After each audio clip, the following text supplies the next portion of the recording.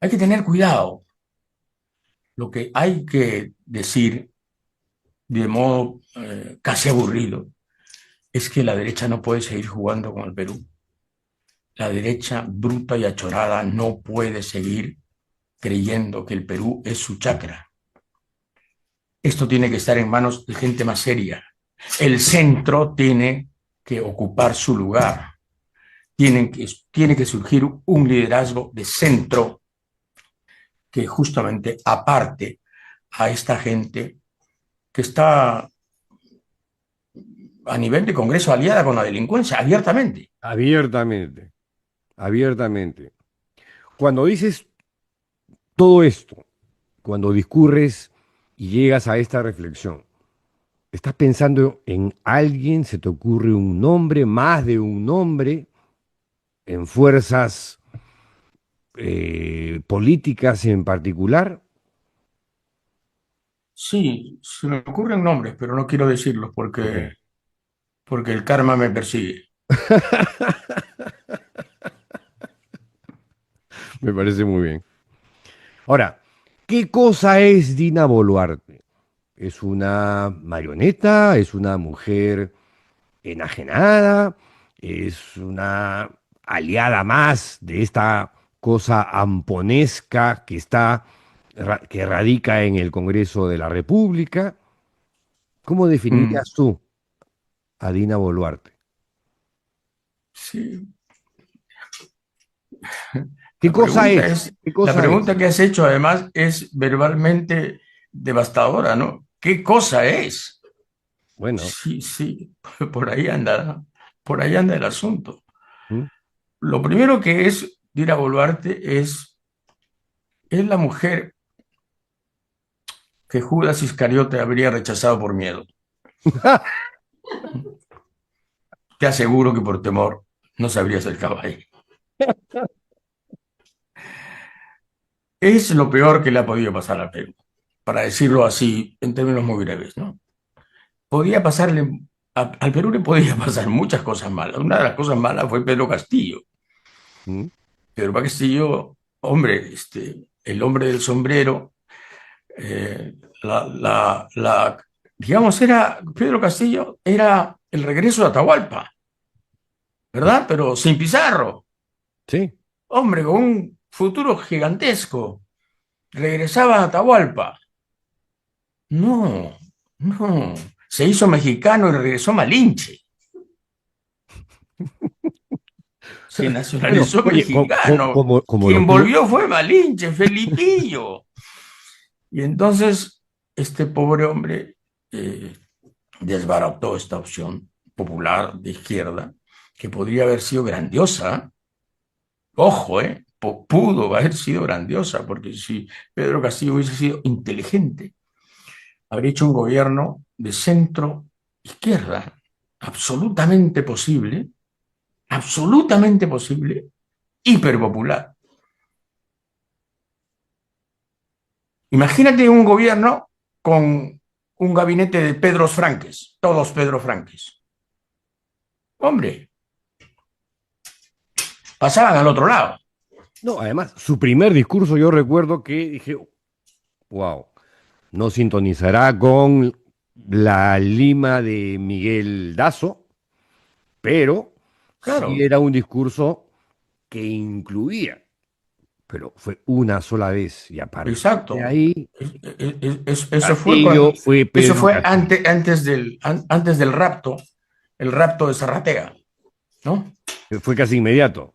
Que fue casi inmediato. Y entonces se dedicó el tipo, en fin, el sueño, el sueño del choro menor que llega al poder se rodea de gentita algunos, gentuza otros, Mm. y se convierte en lo que La, fue al final. la banda Esa del es Choclito, la banda del Choclito. la banda, sí, la mazorca casi, ¿no? Porque de verdad, si te pones a pensar, era Ministerio de Sí, Transportes, sí. Ministerio de Vivienda, ten cuidado, eran varios Mm. presupuestos los que estaban tomados por esta gente, con un propósito muy claro, que era el saqueo, sea de sencillo o sea de grandes sumas, lo que fuese. Era el saqueo con Roche. Sí, ¿Y qué sí. importa? Y entonces, claro, uno decía, bueno, en fin, nos sucedió algo malo, pero, pero Boluarte es la vicepresidenta de este gobierno que hoy día gobierna con quienes perdieron las elecciones. Y hoy día es el parásito de la derecha, la mucama del Congreso y la proveedora de las coimas militares. Todo junto, Mm. pero todo junto.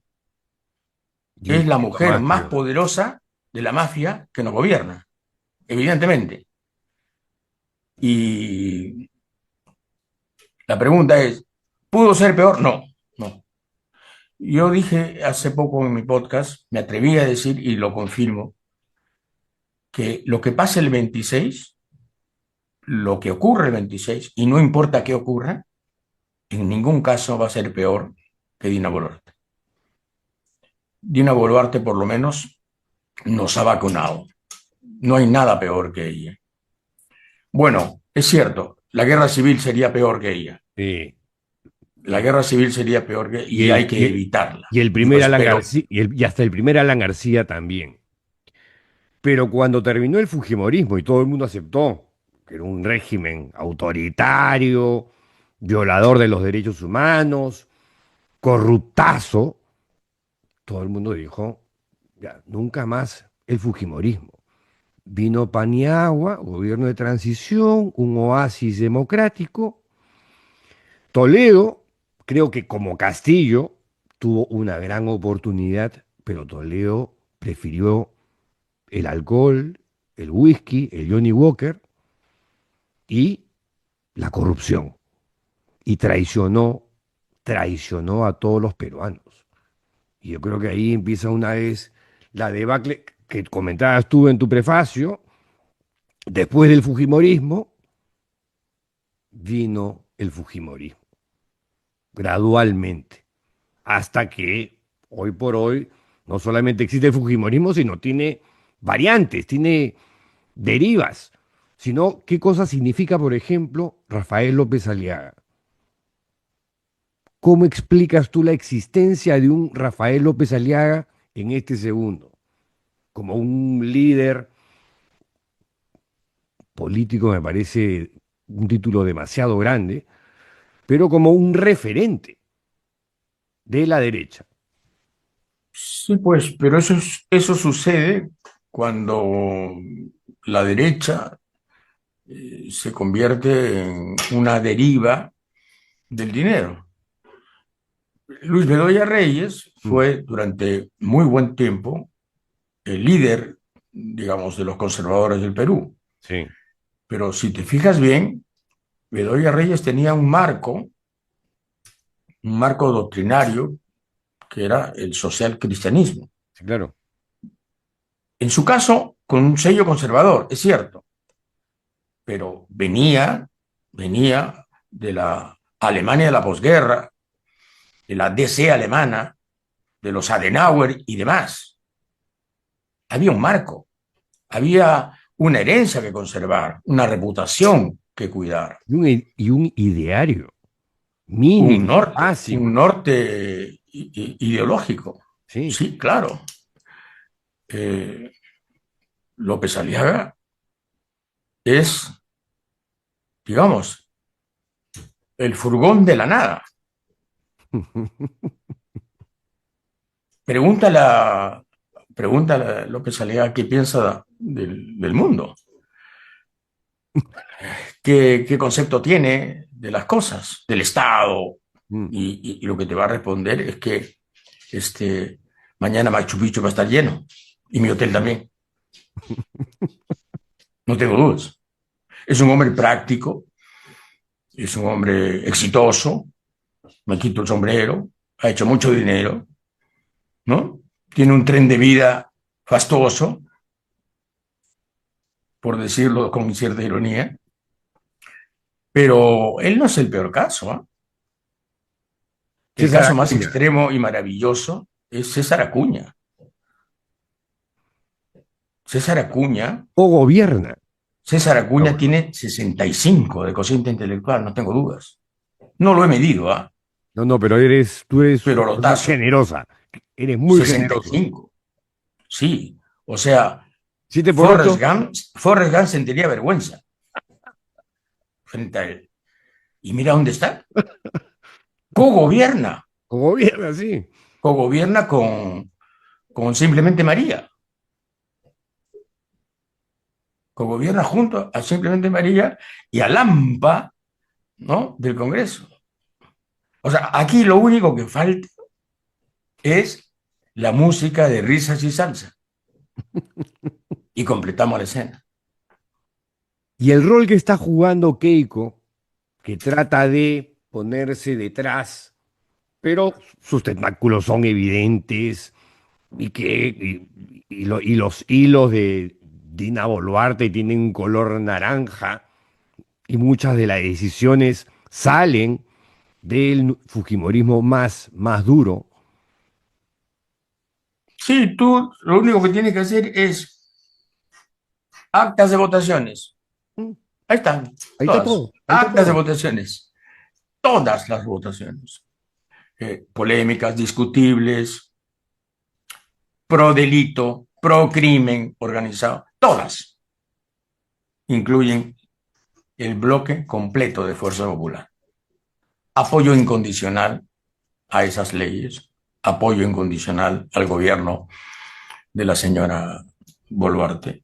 Y en todas las decisiones congresales en donde ha habido precisamente impunidad para la señora Boluarte, en todas ha votado masivamente, pero además es la única organización que no tiene votos disidentes.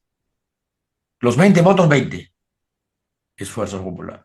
Así que no importa la cara que te ponga, no importa el panetón que ofrezca, no importa las Ahora hace videos, promesas, ahora hace sí, videos. no importa cuántas veces vaya a Harvard a decir que ha cambiado. Las votaciones, las votaciones, esas son las que marcan lo que es y lo que va a ser, lo que sigue siendo, en resumen, ¿no? ¿La ves llegando a una segunda vuelta en esta oportunidad? Es probable, ¿eh? No lo descarto, Ya. no lo descarto, no, no, no, no. Hay una derecha militarizada, férrea, en este momento diríamos que buquelista, Sí, que quizá la absolutamente. siga viendo a ella como una opción, porque, claro, todo el mundo dice, oye, Bukele es ese monstruo que mete a la gente encorvada en unas megacárceles en donde tienen una hora de luz y a veces ninguna, y donde los juicios pueden demorar años porque no hay contraloría, ni hay defensoría, ni hay nada. Bueno, se olvidan de que este país es fundador. Aquí, aquí teníamos jueces encapuchados. ¿No recuerdas? Sí, claro, los jueces sin Lo rostro. inventó Fujimori. Así es. Jueces encapuchados. Que venían así, enmascarados. Se les veían los ojitos. Todos eran chinos. Todos eran chinos. Y todos decían, perpetua. Ya era sello. Indiscriminadamente, Se además. juzgaba a la gente por testimonios de NN. Los testimonios valían condenas. Eso, por supuesto, vino la Corte Interamericana y hubo que revisar todo. Volteó todo. Pero la invención del Estado sin derecho, del fascismo, digamos, en clímax, no es, no es precisamente del señor Bukele, ¿ah? Hablaste, Ese es un orgullo peruano. otro de los síntomas del deterioro es este señor Josué Gutiérrez, alias defensor del pueblo, como dirías tú, que hoy, jueves, estuvo en Puno y en un auditorio en el que prácticamente no fue anunciado, se apareció, y se sintió el descontento del sur, ¿no? ¿Qué, Que, qué manera tan elegante de decirlo, Pedro? Te estás convirtiendo en un cronista social de caretas.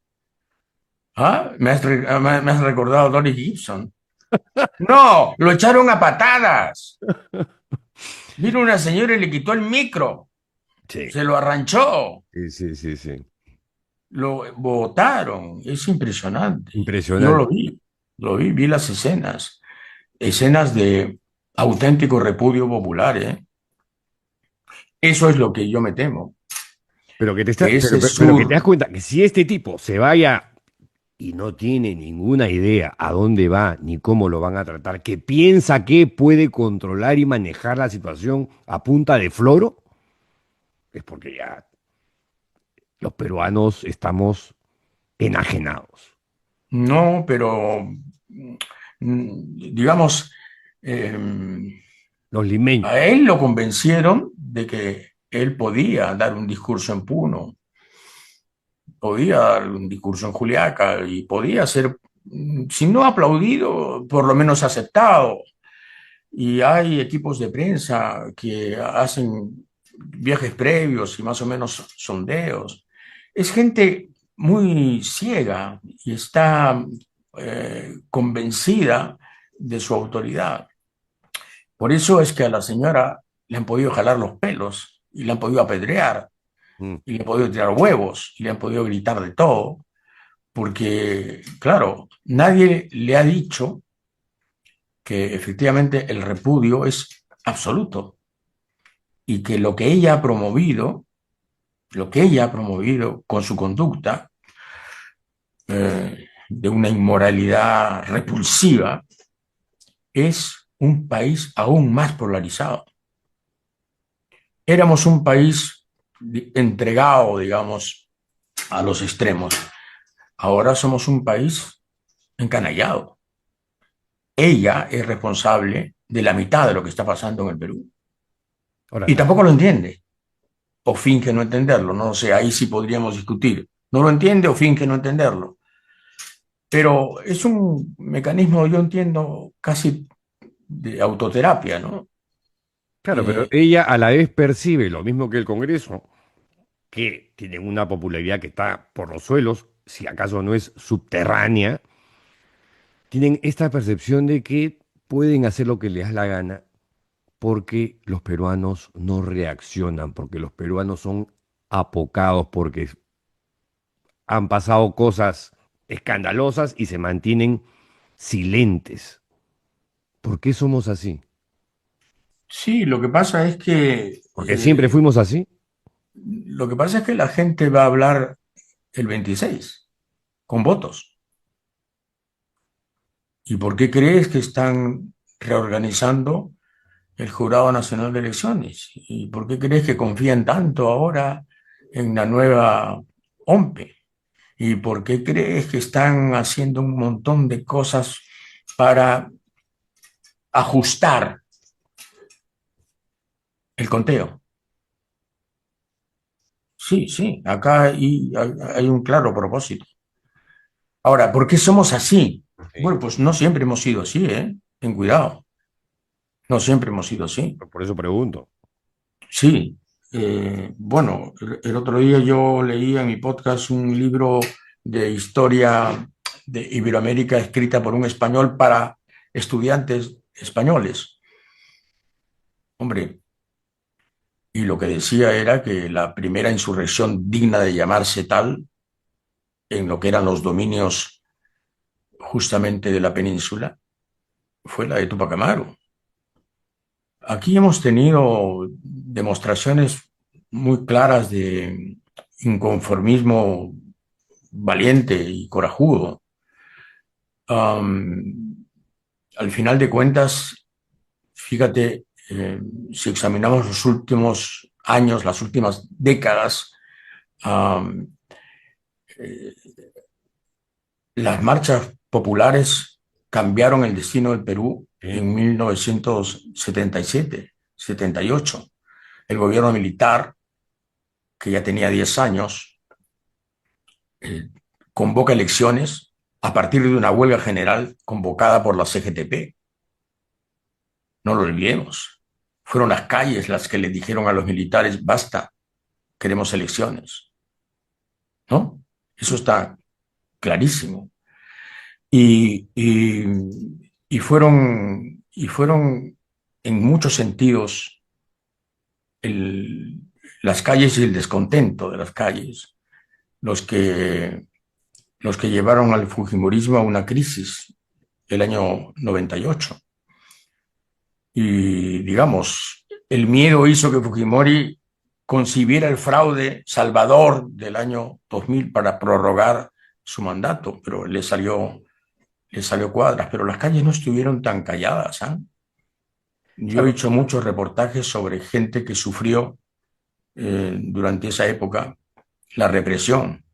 Pero claro, he recordado la CGTP, ¿no? La mm, CGTP fue demolida con Fujimori. Fue una obra maestra del la fujimorismo, silenció, debilitar a los sindicatos y a los frentes sindicales. lo silenció a todos. Esas son las cosas que hay que reconstruir. Hay que reconstruir el tejido social popular legítimo, que no obedezca a consignas de partido, sino a consignas de clase, a consignas legítimas, intereses legítimos. Ese tejido hay que reconstruirlo, hay que rehacer el país Completamente. desde abajo y para bien, no, no para una confrontación infinita, sino para justamente desmantelar todo lo que estos últimos años ha hecho la derecha con el país. Ahora, ¿tú no tienes la sensación de que el ejercicio de ciudadanía no se ejerce cuando debería ejercerse? Y que estamos ahorita como anestesiados. ¿Por qué? No tengo la menor idea, pero la reacción, porque descontento hay en todas partes. Lo reflejan las propias encuestas, pero las calles están silentes y están vacías y no hay protestas legítimas en momentos cruciales y críticos en el país. Y ahora estamos, creo que, en un momento sumamente delicado y crítico, ¿no? ¿Y pero qué quieres que haya cuando la mayor parte de los partidos está comprometida Sí, pues. con el sistema de cosas actuales? ¿Qué quieres que exista si la prensa en general está igualmente afinada, coral, Mm. frente al mensaje del sistema, del statu quo? Y sobre todo frente al mensaje este perverso, el más perverso de todos, de la resignación y del silencio, efectivamente. No hay otra cosa, quédate con lo que tienes, mejor carpe diem. Aprovecha el día porque no sabes si mañana vas a comer. Entonces, claro, una sociedad desarticulada, sin liderazgos, sin partidos, ¿qué hacemos? ¿Qué esperamos? Que la Hay que pregunta. seguir peleando, hay que seguir luchando. Eso es lo que hay que hacer, hay que seguir peleando, hay que seguir luchando, como si fuéramos a ganar, como si fuéramos a ganar, al estilo Alianza Gremio, así, desde la mayor de las modestias, pero seguir peleando. Lo que no podemos es dejar de pelear porque sí, porque ahí sí que declaramos nuestra muerte, ¿no? Y esto tiene que ver ya para ir terminando sobre el rol del periodismo. El periodismo independiente, crítico, chúcaro de los noventas jugó un rol fundamental en la caída del régimen autocrático, fuera de las marchas callejeras. En el caso del periodismo no era una mancha importante, no era una mancha multitudinaria, pero los que estaban en las barricadas democráticas hacían periodismo resiliente, tenaz, por joder, sin detenerse, sin claudicar. Y eso está súper documentado. Es más, a ti te quisieron asesinar. En el año 96-97, si mal no recuerdo, el Servicio de Inteligencia del Ejército, el CIE, elaboró el plan Bermuda para acribillarte. Esa era la situación de que se vivía en la época del Fujimorismo y que el periodismo tenía que vivir en una situación de riesgo permanente. Y si no te gustaba la situación, te alineabas y leías tu teleprompter. A lo que voy, ese periodismo independiente, crítico y chúcaro, creo que de alguna manera se mantiene. Hay nuevos rostros, hay nuevas caras, hay otras que son las de siempre, pero a lo que voy es, ¿estamos en igual o peor situación que la que vivimos en los años 90? No, el periodismo evidentemente ha decrecido mucho en su papel. En los 90 el periodismo jugó un rol, como dices tú, relativamente importante, significativo. El periodismo empezó a descubrir la corrupción, la mega corrupción del Fujimorismo, con los millones de dólares del señor Montesinos para empezar.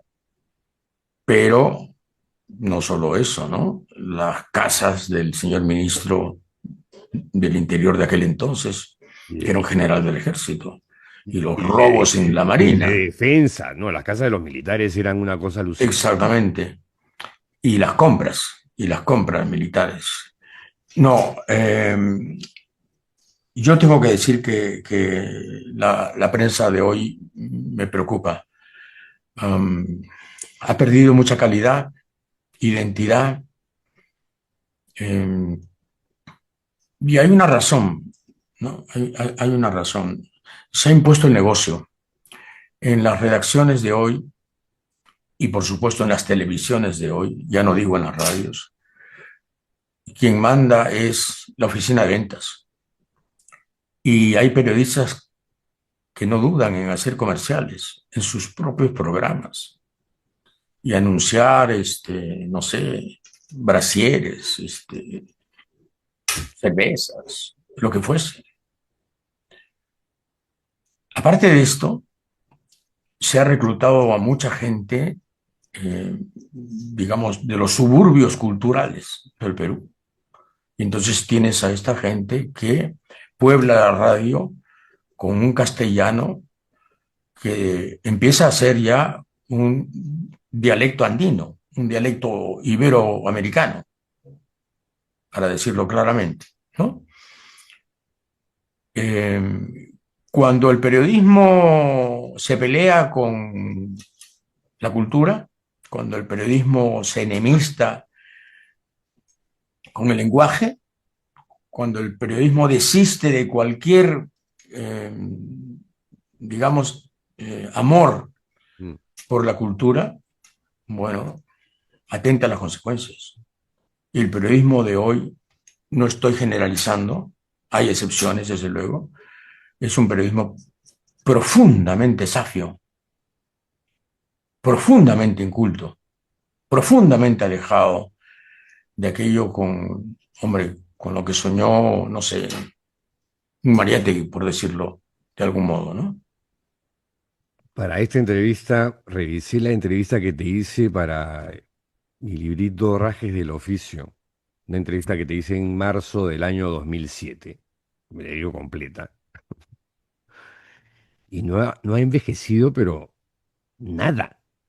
Y esta cosa que habla sobre los medios y la cultura, yo hay un momento que te pregunto, ¿cómo definirías tú a los medios año 2007? Y tú dices, bueno, para empezar en el Perú, la radio no existe. La radio está tuburizada por la idiotez. Recorrer el dial en el Perú es un martirio, es casi una lobotomía, te puede producir un derrame cerebral escuchar a un locutor y de noticias peor. Yo digo, oye, ¿y RPP qué cosa es? ¿No? Supuestamente la radio informativa del Perú. Y me respondes, hombre, RPP podría ser comparada con los testigos de Jehová. Porque tiene muchos reporteros que dicen, aquí en este momento se está incendiando un laboratorio químico y los bomberos, como siempre, carecen de agua. Pero a la hora de modular una interpretación, de intentar dos frases relativamente inteligentes yuxtapuestas, les da surmenage. El problema, y además añades, es la mesa, las intermediaciones. RPP no puede meterse con sus clientes, RPP no puede meterse con el sistema, RPP no puede meterse con nada que sea políticamente incorrecto. Y el resto de la entrevista no lo voy a leer porque es larga, pero qué bestia, no hemos cambiado nada, César. No ha No, sí cambiado. hemos cambiado. ¿Quién- Estamos peor, estamos Estamos peor. peor, estamos peor. En muchos sentidos estamos peor. Sí. La RPP del 2007 era mejor que la RPP del 2025, puedo asegurar.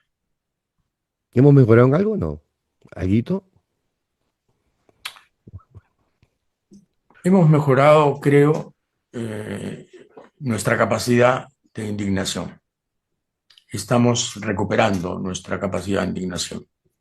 Y eso es muy bueno porque de ese caldero puede surgir Mm. el gran cambio que el Perú necesita. He dicho y lo sostengo, no tiene que ser un cambio apocalíptico, no, pero es que en este momento, si te pones a pensar, un gobierno honrado ya es la revolución, La revolución. Un ya político es, decente, un candidato decente, ya un es la presidente revolución. decente Sí, es Lenin, solamente decente. sí, Un tipo que diga, no, esto no, no, ni hablar, no, a este coimero me lo meten preso, este ministro se va, totalmente de acuerdo. ese tipo, hombre, es Fidel Castro. Ahora, ¿duraría? Bueno, espero que sí, ¿no? Lo primero que espero es que nazca para poder durar.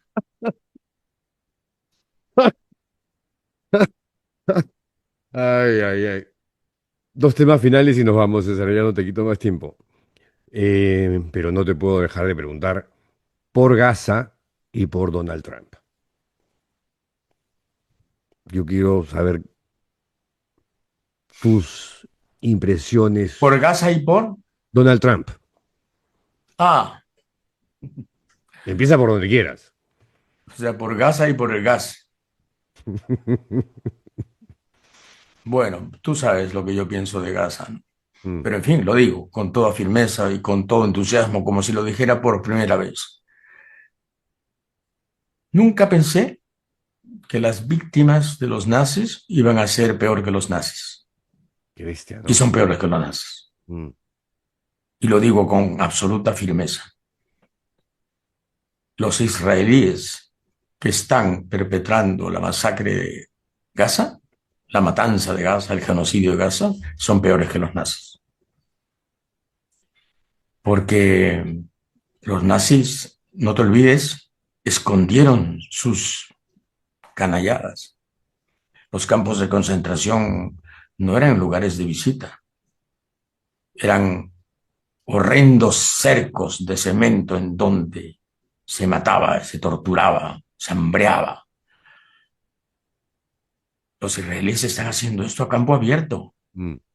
con miles de celulares como testigos, con 240 periodistas asesinados, con 65.000 palestinos muertos, 30.000 de ellos, casi 30.000 de ellos niños. Y ahora están matando de hambre. Y ahora matan a la gente que va a comer, que va a recoger sacos de harina. Han matado a más de 1.100 palestinos en el recojo de comida Mm. y han muerto hasta hace poco, en las últimas semanas, 500 personas de hambre, de hambre. Y Donald Trump quizás sea lo que se merece Estados Unidos, ¿no? Quizás sea lo que se merece un país que, en fin, es la policía mundial con los modales de un sheriff texano que escupe por un lado y se tira un pedo y dice, el mundo es mío. Y Tarantino lo graba, ¿no? Mm. Y Harvey Weinstein lo produce. Eso es.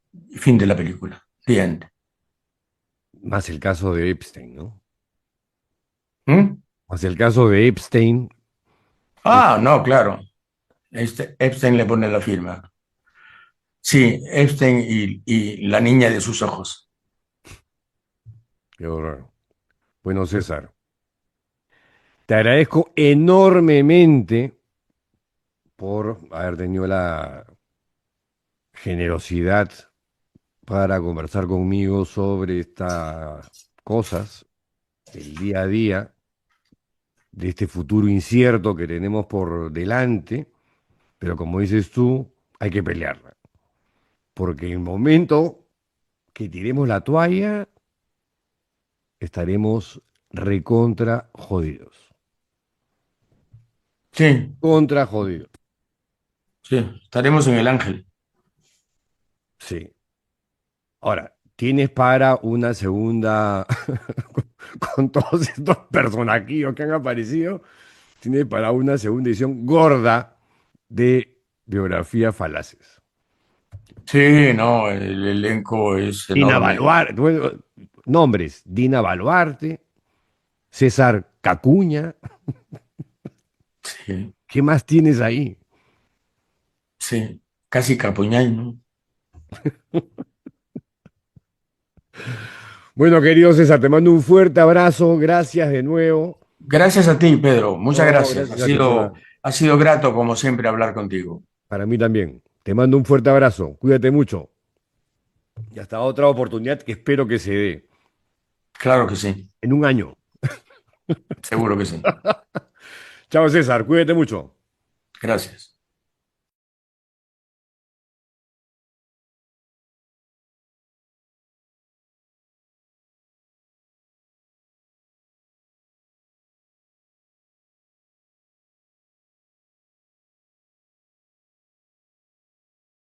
28 de julio, el día en que Dina Baluarte se va a mandar con el discurso más aburrido del siglo. Estaremos aquí en este canal en la Liga Caviar desde las 10 de la mañana. Fíjense que me estoy incluyendo. Creo que no lo soy, pero estaré en la Liga Caviar desde las 10 de la mañana con la gente de Epicentro, La Encerrona, El Foco, ¿qué más este pato, Jorge? El búho. El Búho, Desde Arequipa. la Lechuza, ¿qué? Desde Arequipa el búho. Desde Arequipa, El Búho, y así. Y para que, un adelanto, no vamos a esperar que termine el discurso de Dina Boluarte. La vamos a interrumpir todo el rato para que no sea un día tan aburrido. Que tengan un lindo fin de semana. ¡Chao!